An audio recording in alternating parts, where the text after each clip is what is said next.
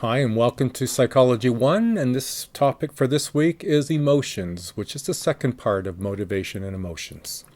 Emotions can color our lives. We are green with envy, red with anger, blue with sorrow. Positive emotions such as love and desire can fill our day with pleasure. Negative emotions such as fear, depression, and anger can fill us with dread and make each day a chore. Just what are emotions? If you ask people to define emotion, you'll get a variety of answers. Most people will probably say that emotions are feelings.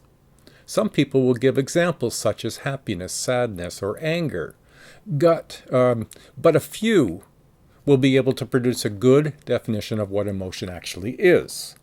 Even psychologists have trouble defining what is meant by an emotion. So let's begin our investigation as to what is an emotion. Motivation is fueled by our emotional state. Emotions prepare and motivate us to respond adaptively to a variety of situations. For example, when you see someone who is sad, we may be motivated to help them. Fear motivates us to either flee or escape danger or to engage in a protective behavior. Emotions make it more likely that others will respond to us and vice versa. So emotions. Emotions are feeling states with physiological, so your body feelings, cognitive, our thinking, and behavioral components. Arousal of the autonomic nervous system. So physiological arousal, that's one step, the first step, allows us to feel the intensity of emotions. You'll feel the blood pressure rise, your temperature in your body, drier mouthfeel, a number of things. 2, the cognitive appraisal of a situation arousing the emotion. So the way we perceive or interpret the stimulus or situation determines specific emotions that we feel.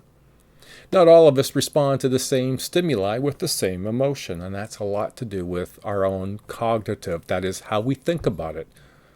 And then the third, behavioral component, an outward expression of the emotion. That could be in our facial expressions, gestures, body postures, tone of voice stem from and convey our emotions. If we look at our body's autonomic versus autonomic system, the ANS, it consists of two divisions, the sympathetic nervous system and the parasympathetic nervous system. Let's look at those more closely. The sympathetic nervous system, it is responsible for things like our heartbeat, rapid heartbeat, breathing, sweating, muscle tension. Behavioral tendencies occur with emotion. Example, fear leads to avoidance or escape, and anger may lead to payback behaviors.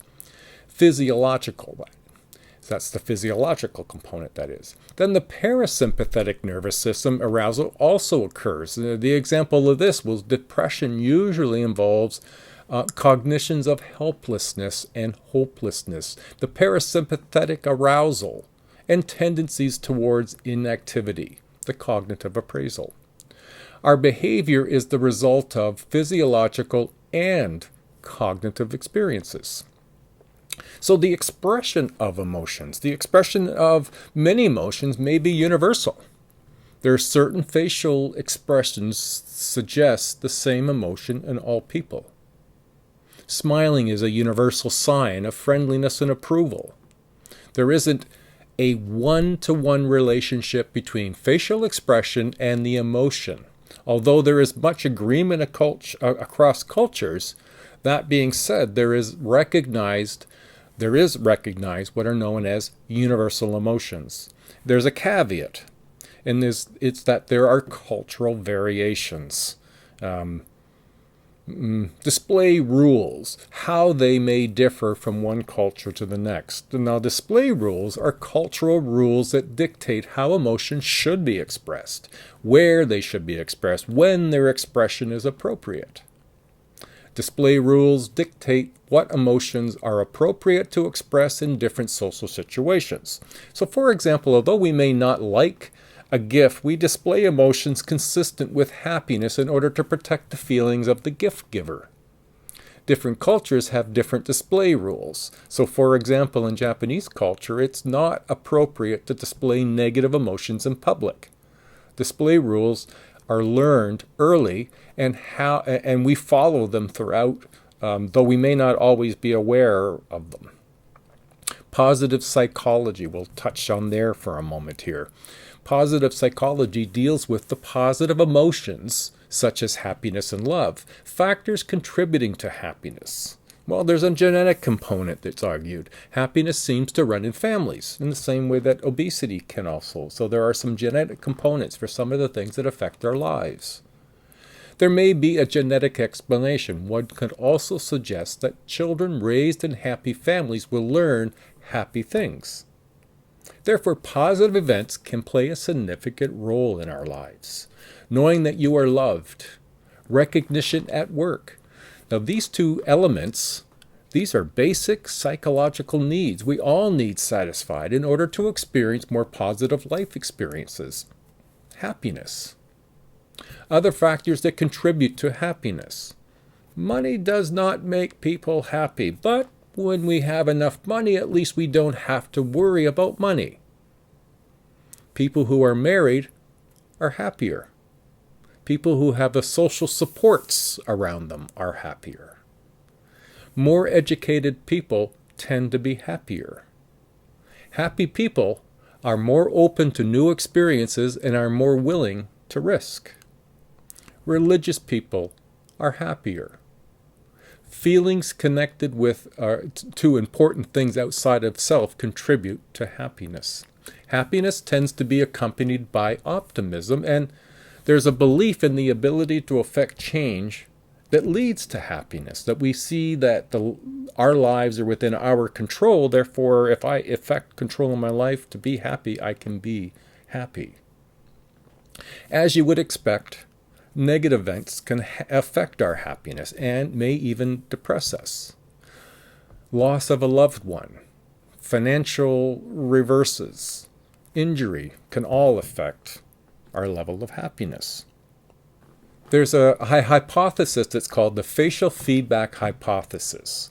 Now, this hypothesis argues that facial expressions can also affect our emotional state, that the muscular movement involved in certain facial expression can trigger the corresponding emotion. Example, smiling makes us happy.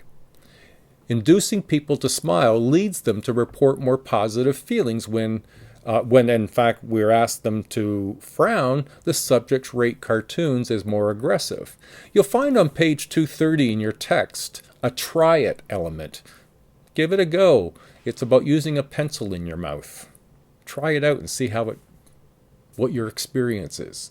So now let's look at some theories of emotions. And now there's various perspectives. And some psychologists believe that the body takes precedence over the mind. Cognitive processes may determine the emotional response. The common sense theory is that something happens, a situation, that is cognitively appraised or interpreted by the person and the feeling state, a combination of arousal and thoughts, is what ends up following this combination. Then, this thought and physiological combine to make an emotion. Now, if we look at three more theories, we're going to check, and if you check in figure 9.4, I think it is in your textbook, theories of emotion. It's on page 232 for a summary of the ones that we're just going to explore here. And we're going to start with James Lange theory. James Lange theory, our emotions follow rather than cause our behavioral response to an event. We become angry because we are actively acting more aggressively. We may be able to change our feelings by changing our behavior. The theory supports the facial feedback hypothesis that a smile, which is behavioral, can induce more positive and pleasant feelings. This theory also opened the door to consider if behavior can affect emotional feelings, could doing the opposite change the feeling? The second theory we'll touch on is the Cannon-Bard theory. They suggested an event might simultaneously trigger bodily responses and the experience of an emotion. Emotions accompany bodily responses, not produced by body changes. Then there's a theory of cognitive appraisal by Schlatter and Singer. The label we give to an emotion depends on our cognitive appraisal, the way we think about the situation. The theory states that for an emotion to occur, one, there must be a physiological arousal, and two, the person must perceive some reason for the arousal in order to label the emotion. Happiness and anger are different emotions. Schlatter and Singer suggest that the physiological differences between the two is pretty small. So the different view of the situation, the label that people put on the event, is what's most important. So our cognitive appraisal becomes very critical. We both can see a situation that could be stress-inducing, but someone else might run toward it, and someone might flee. Consider a fireman. You're walking down the street, and this huge fire is going, and you're near it. You might, as a response, run away. But the firemen, they run toward. And so that stressful environment brings two different results based on how people think about it. Okay?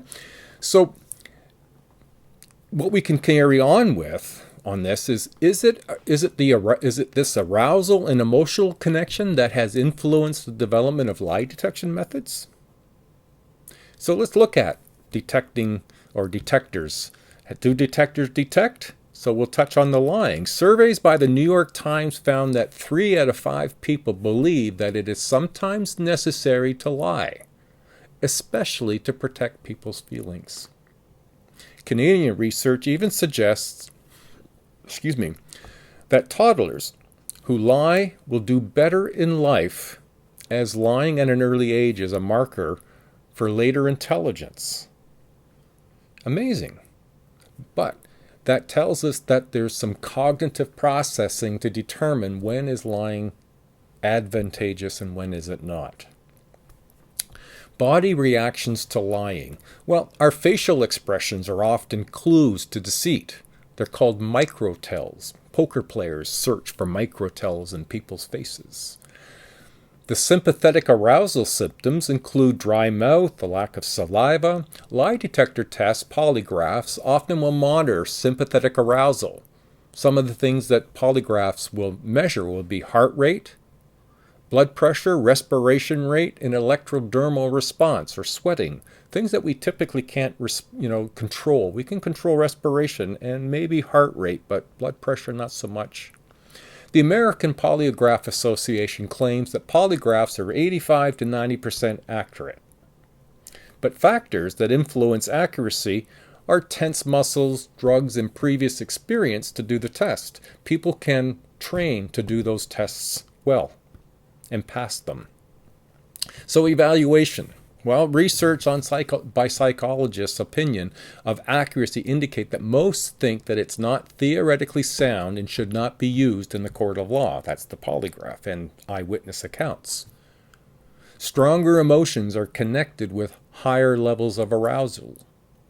Different structures of the brain are involved with different emotions.